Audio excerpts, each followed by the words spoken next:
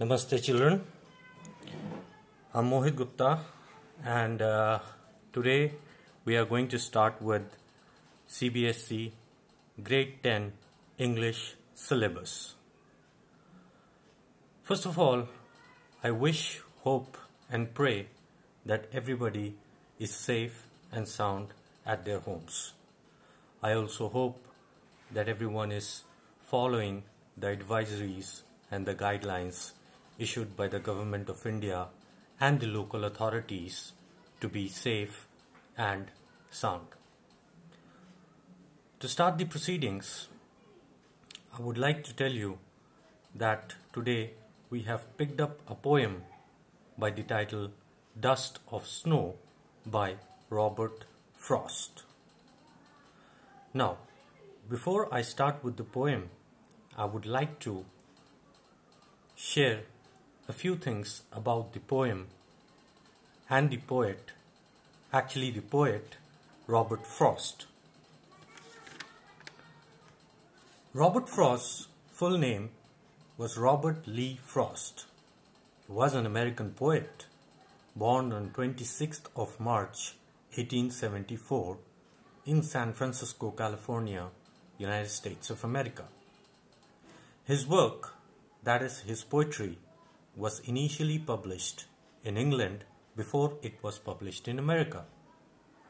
Some of his important and famous works include The Road Not Taken, Stopping by Woods, On a Snowy Evening, Mending Wall, etc.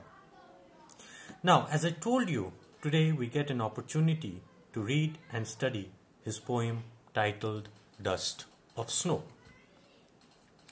Now children, as you can see, this is a very short poem of 8 lines, not even 8 full lines.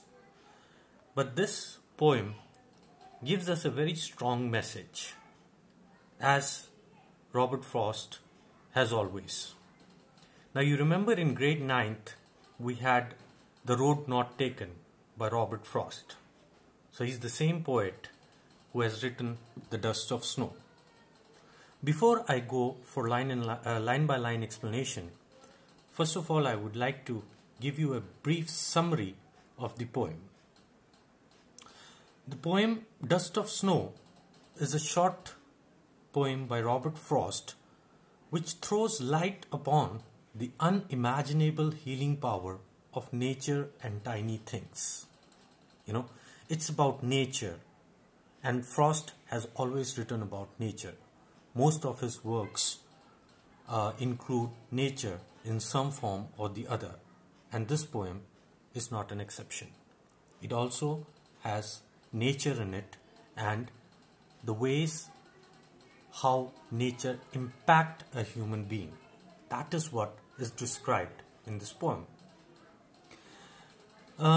Basically, this poem revolves around the idea wherein we assume that the poet himself, that is Robert Frost, was having a very bad day, and when we have a bad day, we obviously have a bad mood.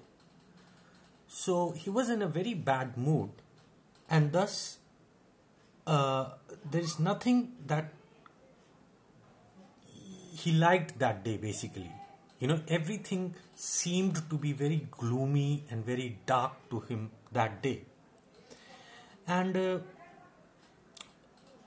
when he was experiencing such a bad day, he was sitting under a hemlock tree. And hemlock tree here, I would like to tell you, is a poisonous tree. Okay, it's the reference of hemlock tree here by Robert Frost is very symbolic in the context of the poem. Symbolic in the sense he was having a bad day, and hemlock is also somehow connected to negativity. It's not a positive tree, unlike a pine tree, an apple tree, a cherry tree, or maybe a maple tree. These are all these trees bring positivity in us. However, hemlock tree is a tree which is a poisonous tree, and it represents negativity. In the same way, if you look at line number 1, the word crow is used. Now you must be wondering, poetry is supposed to be beautiful, you know. In poetry, beautiful and birds are used, such as parrots, peacocks, or say cocktails, something like that. But here again, the reference of crow in itself means that the poet wasn't in a good mood, and this is also a representation of negativity and bad mood. That is why in the first paragraph we see two negative elements in the form of crow and hemlock.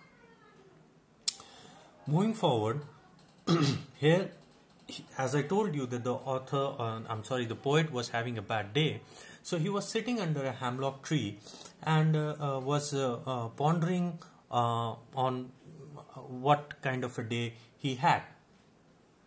Suddenly, with a crow's movement, who was sitting on the hemlock tree, there was some snow that was dusted upon him. You know, so by this we come to know that it was winter season and it was snowing, and the snow was there on the tree, and when the crow was had made some movements on the tree, the snow fell on the poet Robert Frost, who was sitting under the tree. The process of snow falling on him suddenly did wonders.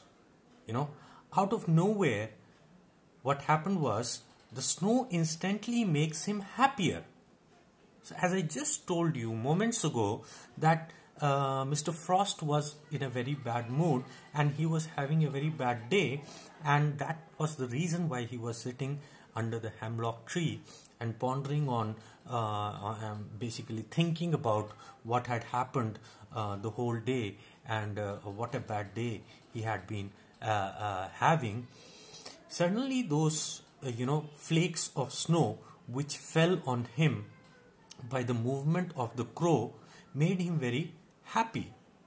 His day gets a lot better, and when he becomes happy, obviously the bad day that he was having suddenly kind of changes into a better day. Thus, by this instance, Frost tries to describe the supremacy of nature as a whole made him realize how petty his problem was. Okay, the fact that hemlock tree is poisonous combined with crow being the indicator of doom and fear are used in the poem as the carriers of happiness in the life of narrator is ironical. So it's an ironical situation basically. As I told you that hemlock and crow are considered to be negative elements. You know, they are considered to be bad, negative. Okay. However, in case of Robert Frost, these negative characters, that is the crow and the hemlock tree, become the carriers of happiness for him, because it is because of the fact that he was sitting under a hemlock tree and the crow was on the hemlock tree. The crow made some kind of a movement, and due to that movement the snowflakes fell on him, and the whole process brought a very positive impact in his life. So thus the poet through these objects had tried to highlight that sometimes creatures linked with negative aspects of life can be the bringer of change and happiness. Being outdoors in nature with all its unpredictability can benefit anyone, anywhere, at any time. So again, basically the same thing reiterated, that through this poem Robert Frost tries to put this message across, that we never know what brings happiness to us, when and in what form. It's very, very unpredictable. Happiness can arrive anytime, anywhere, and in any form. Okay, so this is the brief summary of a very small poem written by Robert Frost, The Dust of Snow. Now moving on to the line by line explanation of the poem. As you can see, the poem starts with, "The way a crow shook down on me the dust of snow from a hemlock tree." So the first four lines here indicate or suggest or are trying to say that the way means what? The way a crow shook down on me. Basically, the crow was on a hemlock tree. He was making some kind of movements on the branch of that tree, and our poet, Mr. Robert Frost, happened to be sitting under that tree, and because of that movement, and as I told you in my previous explanation that it was winters, it was snowing, so the snow was had accumulated on that tree, and when the crow made the movement on the tree, the movement of the crow shook down some dust of snow. Here dust of snow refers to the snow which was on the branches of that hemlock tree. So due to that movement, some part of snow fell on the poet, that is Mr. Robert Frost. So this is what the first paragraph says. "The way a crow shook down on me the dust of snow from a hemlock tree." Now what? What happened after this process?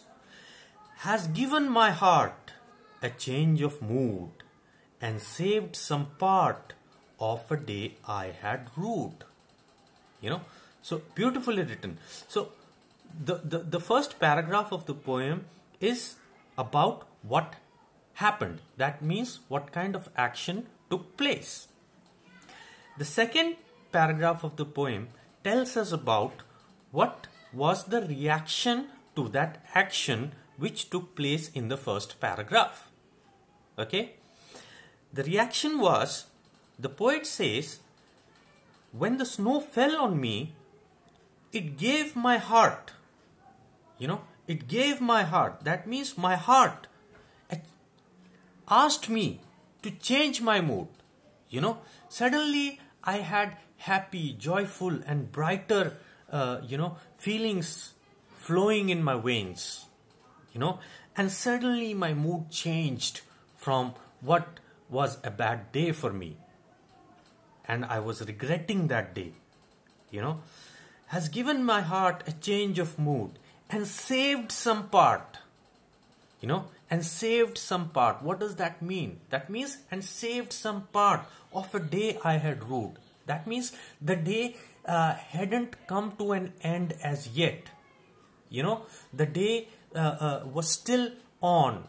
So, I'll give you a very basic example here, a very hypothetical kind of an example. We have 24 hours in a day, okay?